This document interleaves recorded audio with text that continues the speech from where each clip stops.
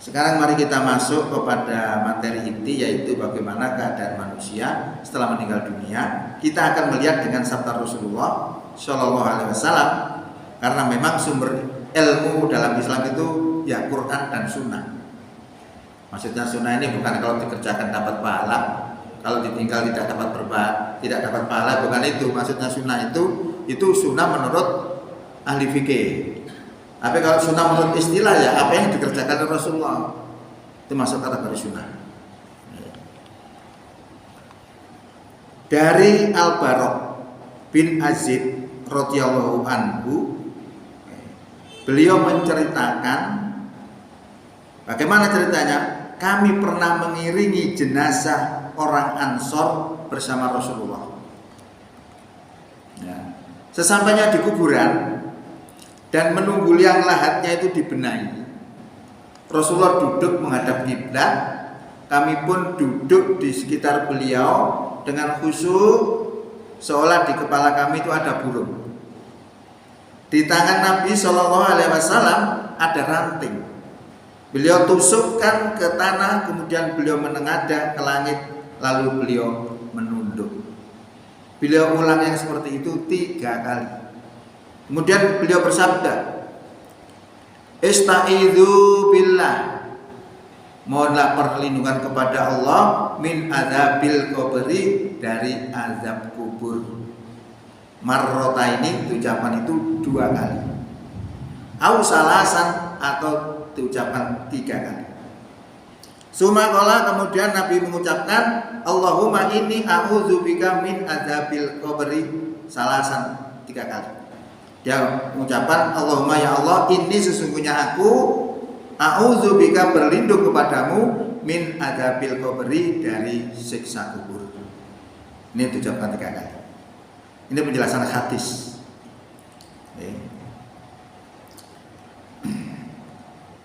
Kemudian beliau menceritakan proses perjalanan roh mukmin dan kafir. Ya, setelah itu diceritakan oleh Rasulullah. Sesungguhnya hamba yang beriman itu ketika hendak meninggal dunia dan menuju akhirat, turunlah malaikat dari langit, wajahnya putih, wajahnya seperti matahari. Mereka membawa kafan dari surga dan hanut itu minyak wangi dari surga. Jadi membawa kafan dan minyak wangi dari surga. Ini nih orang beriman. Mereka pun duduk di sekitar mayit sejauh mata memandang. Jadi ada malaikat sing wajah putih mau, seperti matahari, turun dari langit. Kemudian datanglah malaikat maut. Jadi ada beberapa gelombang. Tidak malaikat maut langsung dah. Ternyata ada malaikat sebelumnya di situ. Kemudian datang malaikat maut. Ya. Malaikat Israel namanya. Dia duduk di samping kepalanya dan mengatakan, wahai jiwa yang baik, keluarlah menuju ampunan Allah dan ridhonya. Dihimbau. Keluarlah roh itu dari jasad sebagaimana tetesan air keluar dari mulut ceret, dan langsung dipegang malaikat maut. Nah, ini bagian juga maut, ini malaikat maut. Tapi kan ditambah nih malaikat sing teko dhisik mau. Para malaikat yang lain tidak meninggalkan walaupun sekejap, dan mereka langsung mengambilnya dari malaikat maut. Mereka memberinya kafan dan hanut tadi itu, minyak wangi. Keluarlah roh itu dengan sangat wangi, seperti bau parfum paling wangi yang pernah ada di bumi. Para malaikat ini pun naik membawa roh itu. Setiap kali ketemu dengan malaikat yang lain, mereka akan bertanya, roh siapakah yang baik ini? Mereka menjawab, ini adalah rohnya Fulan bin Fulan, dengan nama terbaik yang pernah digunakan di dunia hingga sampai di langit dunia. Mereka minta agar pintu langit dibukakan, lalu dibukakan. Mereka naik menuju langit berikutnya dan diikuti para malaikat langit dunia hingga sampai di langit ketujuh. Nah kalau di langit ketujuh ini berarti Rasulullah juga pernah ke langit ketujuh waktu Isra Mi'raj, langit yang tertinggi. Ya. Kemudian Allah berfirman, tulis catatan amal hambaku di Iliyin. Nah, tahukah kamu apakah Iliyin itu?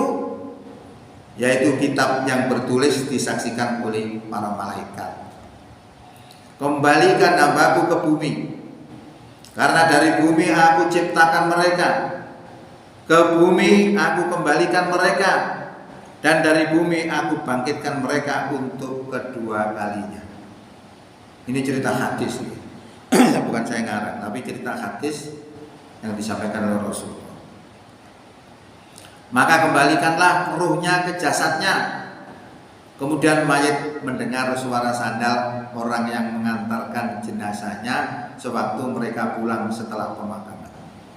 Jadi ketika roh tadi dibawa ke atas kemudian dikembalikan lagi ke jasadnya, itu baru dia mendengar ketika para takziah tadi meninggalkan kuburan, sandalnya didengar oleh mayit ini.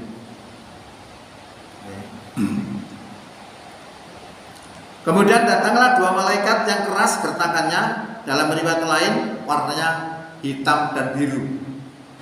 Nah, hitam biru itu apa? Medeni, hitam biru.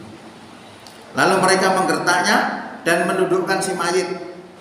Mereka bertanya, siapa Tuhanmu? Si mukmin menjawab, Tuhanku adalah Allah. Apa agamamu? Tanya malaikat, agamaku Islam. Jawab mukmin itu tadi. Siapa orang yang diutus di tengah kalian? Si mukmin menjawab, dia Rasulullah Shallallahu Alaihi Wasallam. Jawab lancar. Sang malaikat bertanya lagi, bagaimana amalmu? Jawab mukmin, saya membaca kitab Allah, saya mengimaninya dan membenarkannya. Nah ini ya, mengimaninya dan membenarkannya. Soalnya orang-orang Islam juga ada yang gak membenarkan, itu juga ada. Nah kita harus membenarkan kitab Allah. Kalau apa kata dalam Quran itu namanya kalamnya Allah, kita wajib iman. Pertanyaan malaikat, siapa rohmu? Apa agamamu? Siapa nabimu? Inilah ujian terakhir yang akan diterima oleh seorang mukmin.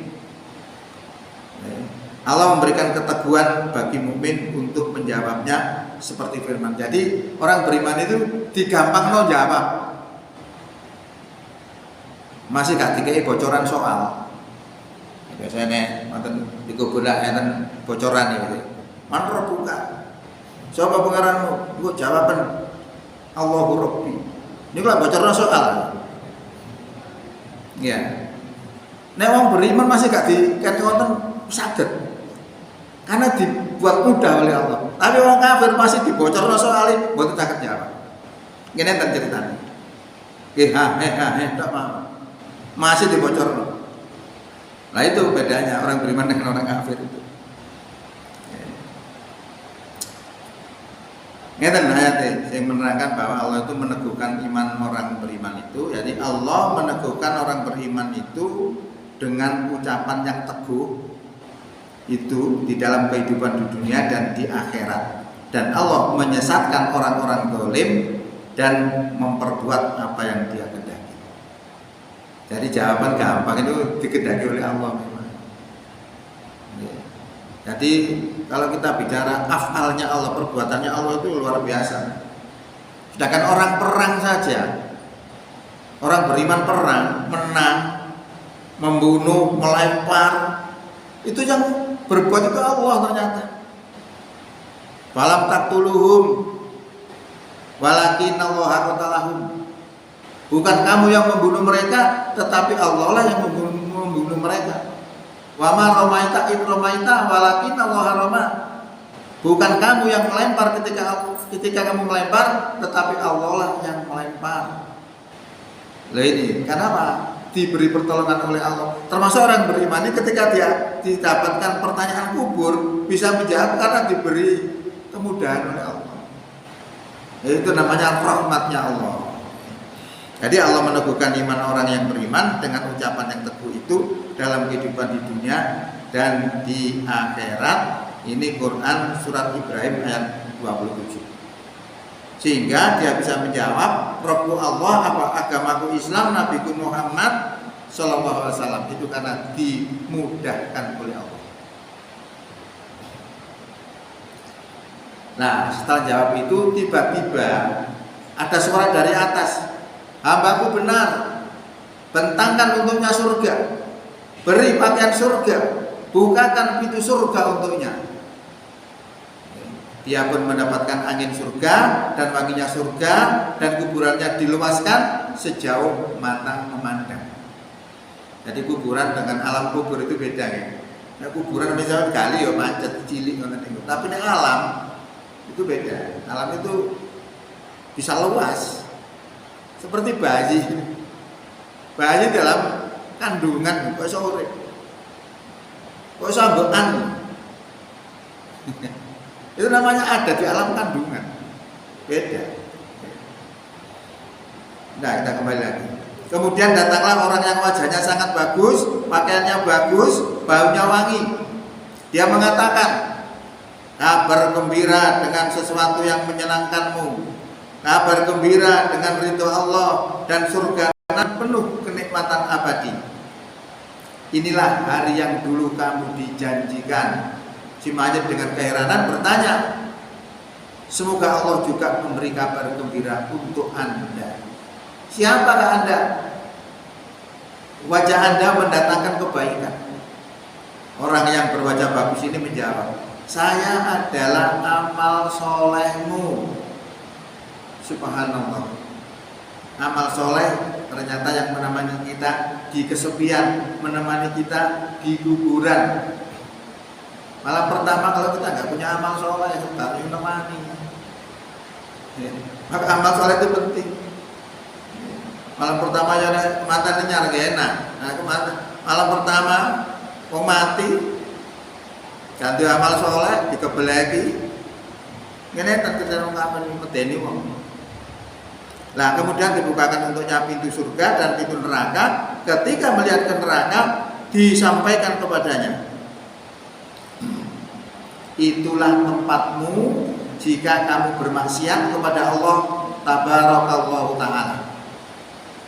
Dan Allah Tabarakallahu Ta'ala gantikan kamu dengan tempat yang itu. Kemudian si mayit menoleh ke arah surga.